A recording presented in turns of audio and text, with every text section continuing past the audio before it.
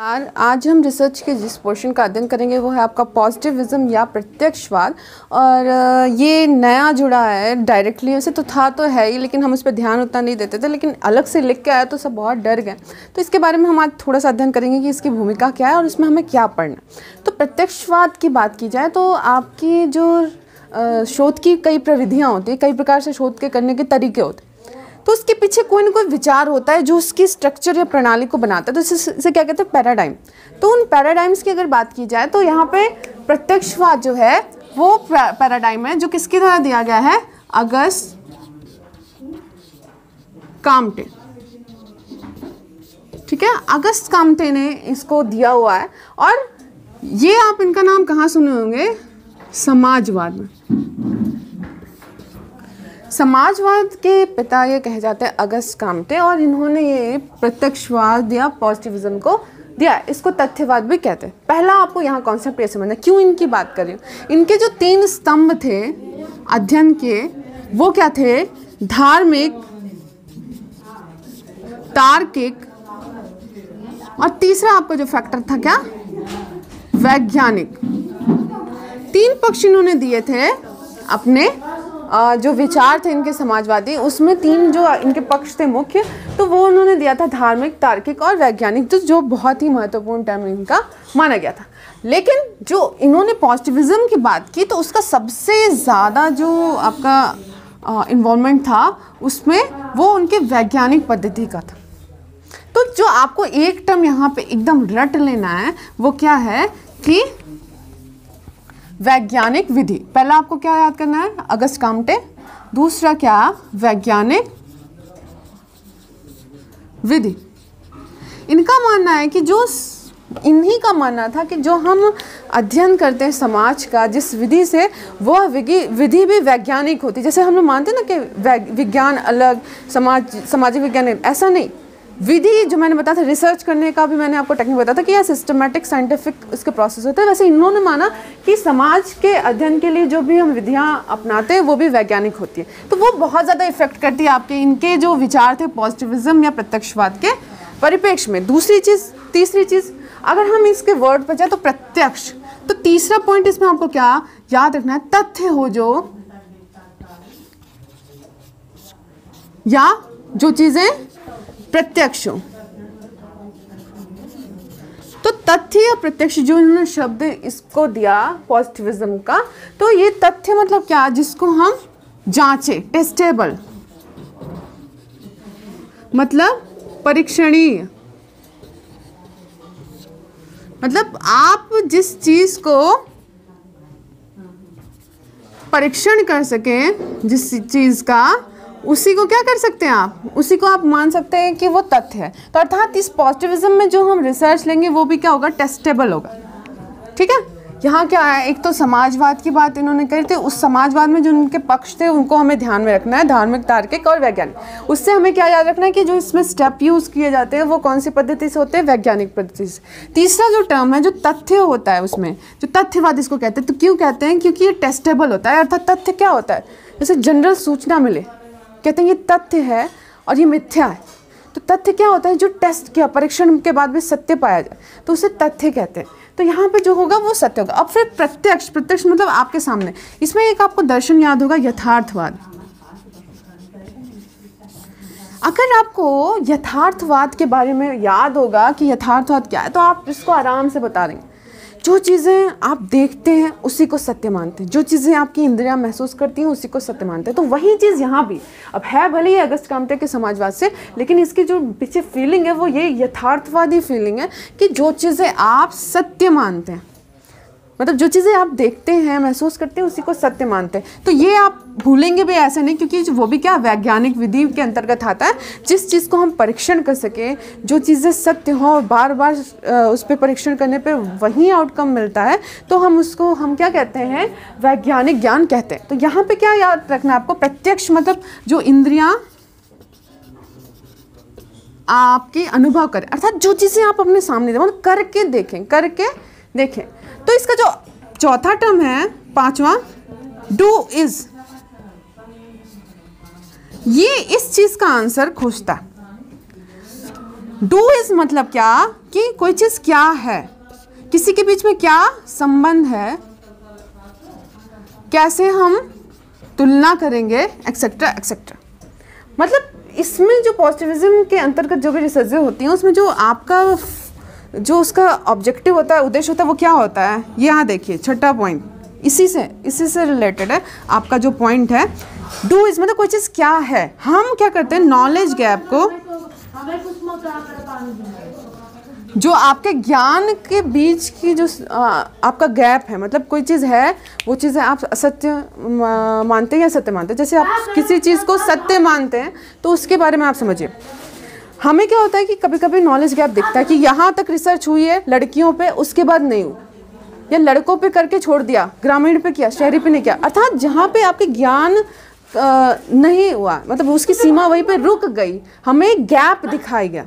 तो वो गैप को फिल करने के लिए कि कोई चीज़ क्या है, किसी चीज़ में क्या संबंध है, किसी चीज़ की कैसे तुलना की जाएगी, इस सब के लिए भी हम क्या प्रत्यक्षवाद या तथ्यवाद का इस्तेमाल करते हैं। तो बहुत ही साइंटिफिक ये मेथड आपका होता है रिसर्च का, जिसमें हमें कुछ प्रमुख चीज़ों को याद रखना है कि इसमें जो आंसर आपके मिलते हैं कि जो आपके ज्ञान के बीच में रिक्त स्थान है उसको फिल करने के लिए, मतलब दो आपके टर्म हैं, आपका एक ज्ञान यहाँ है और एक ज्ञान यहाँ, बीच की चीज़ें हमें नहीं पता, तो उस गैप को फिल करने के लिए, या हम यहीं तक रुक गए, यहाँ से आके आगे हमें क्या करना है, आगे भी पहुँचना है, तो इस चीज़ के लिए हम प्रत्यक्षवाद को यूज़ करते हैं। तो यहाँ पे क्या करते हैं, वैज्ञानिक विधि से हम टेस्ट करते हैं, लेकिन इसकी कुछ सीमाएं होती हैं। जैसे इसमें जो मुख्य टर्म, जब आप जैसे अगर इस विधि से आप रिसर्च करेंगे तो आप एक प्रॉब्लम लेंगे, संबंधित साहित्य का अध्ययन करेंगे, ठीक है। पहला टर्म आप उसको आइडेंटिफाई कर लिया, आपने चूज कर लिया। दूसरा क्या करते हैं, उसके बारे में अन्य जगह से अध्ययन करेंगे। तीसरा क्या होगा, आप कौन सी विधि प्रविधि लेंगे, उसको आपको चुनना है, जिसमें आप क्या करते हैं, परिकल्पना का परीक्षण करेंगे। आपने एक परिकल्पना बनाई जो एक सिंगल ज्ञान को डिनोट करेगी, मतलब एक आप मानते हैं कि हमें पता नहीं कि क्या है, लेकिन एक हाइपोथेसिस आप बनाते हैं, परिकल्पना कि इसका ये आंसर हो सकता है। तो आप क्या करते हैं, एक उसका परीक्षण करते हैं। फिर आपका नेक्स्ट टर्म क्या होगा, विश्लेषण करेंगे, और लास्ट में आप रिजल्ट फाउंड करेंगे, और जो भी आपके आगे की प्रोसेस है। तो मतलब क्या, जो आपका जनरली जो रिसर्चेस हो रहे हैं वो भी क्या है, आपके प्रत्यक्षवाद से ओतप्रोत होते हैं। तो बहुत डरने की जरूरत नहीं, कोई नई चीज़ नहीं, इसकी काफ़ी चीज़ें आपको अभी मिल जाएंगी। तो यहाँ पे जो पॉजिटिविज्म है वो बहुत इंपॉर्टेंट होता है, और इसके थ्रू हम क्या करते हैं, हम ज्ञान की जाँच करते हैं। जब हमें टेस्ट करना होता है कोई चीज़, जैसे इसके और जो आपके मनोवैज्ञानिक, जैसे स्टुअर्ट मिल जो प्रयोगात्मक शोध के जनक माने जाते हैं, या आपने नाम सुना होगा हर्बर्ट स्पेंसर, तो वो भी इसके बहुत बड़े सपोर्टर रहे हैं। तो यहाँ पे उनकी जो विचारधाराएं आपको इसमें आराम से देखने को मिल जाएगी। इसमें जो चीज़ें प्रत्यक्ष आप अनुभव करते हैं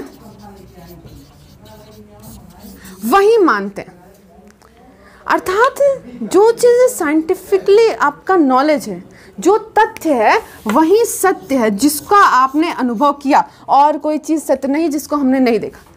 इसमें जो होता है सिर्फ बाह्य चीज़ों को, बाह्य अवलोकन को, बाह्य जो आपका परिणाम मिला है, जो बाह्य अवलोकन क्या, उसी को सब कुछ मानते हैं। इसमें इंटरनल कोई चीज़ नहीं, किसी की थिंकिंग इफेक्ट नहीं करेगी, कोई भी चीज़, जो चीज़ें आप टेस्ट करेंगे वही चीज़ आप मानेंगे।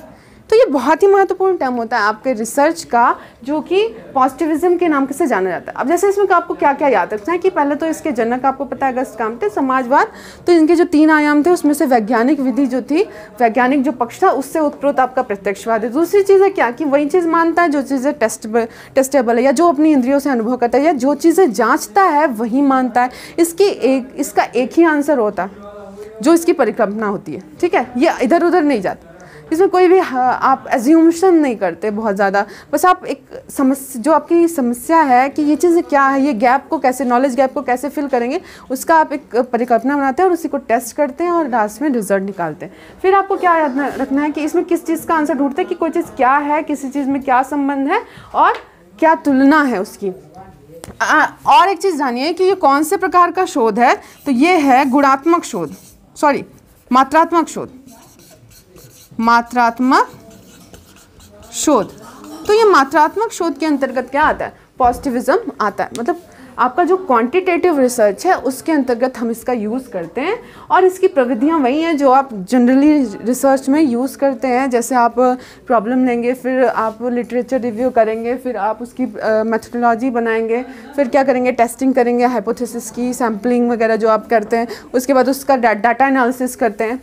ठीक है, डाटा आपने लिया, उसका एनालिसिस किया, लास्ट में आउटकम निकलते हैं और बाकी चीज़ें होती। तो जनरली आपका क्या, यही प्रत्यक्षवाद कहा जाता है। जब आप पोस्ट पॉजिटिविज्म की बात करते हैं तो उसमें आपको एक ही चीज़ याद रखनी है।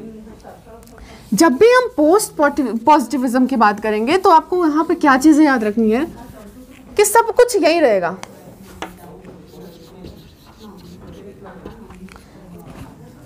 सारी चीज़ें इसकी पॉजिटिविज्म की रखेंगी। कौन कौन सी?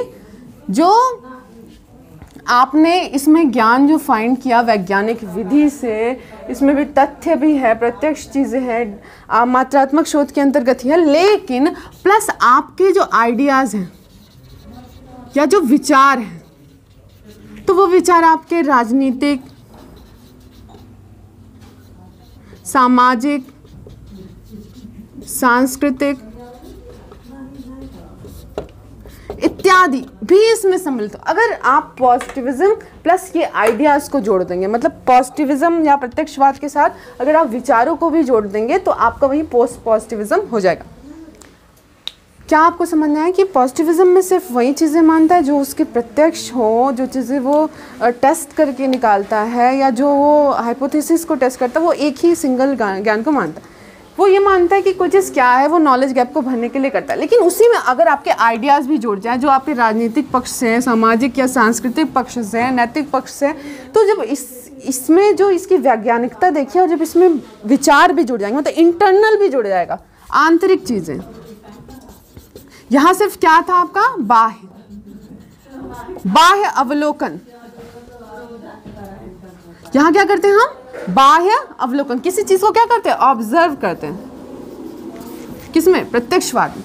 तो यहाँ ऑब्जर्व करते हैं तो वो एक्सटर्नल होता है, मतलब बाह्य आपका जो चीज़ें आप अवलोकन करते हैं वो क्या होती है? बाह्य रूप से करते हैं, क्योंकि हम उसको टेस्ट करें आंतरिक रूप से इसमें कोई चीज़ इफेक्ट नहीं करती। लेकिन उससे मैं आपकी आंतरिक चीज़ें भी इंक्लूड कर दे, जैसे कोई आइडियाज़ हो जो राजनीतिक हो, आपको पॉलिटिकल हो, सोशल हो या कल्चरल हो, तो वही चीज़ें पोस्ट पॉजिटिविज्म में आ जाती हैं। मतलब अगर आप पॉजिटिविज्म देखें तो एक पक्ष है जिसको एक्सटेंड करके पोस्ट पॉजिटिविज्म में भी रख दिया है। मतलब ये और विचार जो आपकी धार्मिक धारणाएं हैं, राजनीतिक विचार है, सामाजिक परिप्रेक्ष्य, सांस्कृतिक परिप्रेक्ष्य है, उसमें वो जुड़ जाते। तो इतना सा आपका टर्म है पॉजिटिविज्म और पोस्ट पॉजिटिविज्म का। ये इंट्रोडक्शन है आपका। इसमें बहुत सारे प्रश्न भी बनते हैं, बहुत सारे इसकी मेथोडोलॉजी भी है, और बहुत सिस्टमैटिक वे में ये करते हैं, क्योंकि साइंटिफिक रिसर्च है। तो जो स्टेप आपके वैज्ञानिक विधि से शोध करने के होते हैं वहीं आपको इसमें भी दिख जाएंगे। तो आपको समझना क्या है कि आपने अगर पॉजिटिविज्म समझ लिया तो उसमें बस आपको जोड़ देना है, आइडियाज़ जोड़ेंगे। तो आइडियाज़ वो आंतरिक अवलोकन जो आप करेंगे, उसमें राजनीतिक, सामाजिक, सांस्कृतिक जो चीज़ें इफेक्ट करेंगी, जो आइडियाज़ होंगे, किसी विचारक के जो विचार होंगे, उन सब चीज़ों को भी आप इंक्लूड करेंगे वैज्ञानिक के अतिरिक्त। तो वही पोस्ट पॉजिटिविज्म में आपका आ जाएगा। तो ये आपका वह पोर्शन है जो आपके नेट के रिसर्च के फर्स्ट पेपर में आपका नया जुड़ा है, लेकिन नया नहीं है, ये शुरू से ही है। क्योंकि देखिए अगस्त क्रांति 19वीं सदी से ये चला आ रहा है, और आपने बस इस पर ध्यान नहीं दिया, और बहुत ही ईजी है, बस बहुत ही जनरली आपको इसको समझना है कि ये वही मानता है पॉजिटिविज्म जो इसको टेस्ट करता है, जो प्रत्यक्ष अनुभव करता है, जो तथ्य होते हैं, और उसको टेस्ट करके ही क्या करता है? मानता है, जो चीज़ें बाह्य अवलोकन करता है उसमें। और यहाँ जब उसमें पोस्ट पॉजिटिविज्म जोड़ेंगे तो पोस्ट पॉजिटिविज्म में बस उसमें प्लस आइडियाज़ हो जाते हैं कि वो किसी भी परिप्रेक्ष्य से होंगे, राजनीतिक हो गया, सामाजिक हो गया, सांस्कृतिक हो गया इत्यादि। तो बहुत सारी ऐसी चीज़ें जिसको आपको अध्ययन करने की आवश्यकता है इसमें। लेकिन अगर जनरली आप समझेंगे तो एक जैसा मेथड सारे होते हैं, वैसे ये भी एक मेथड है आपका रिसर्च का, और इसके अंतर्गत इस प्रकार की प्रक्रियाएँ सम्मिलित होती हैं।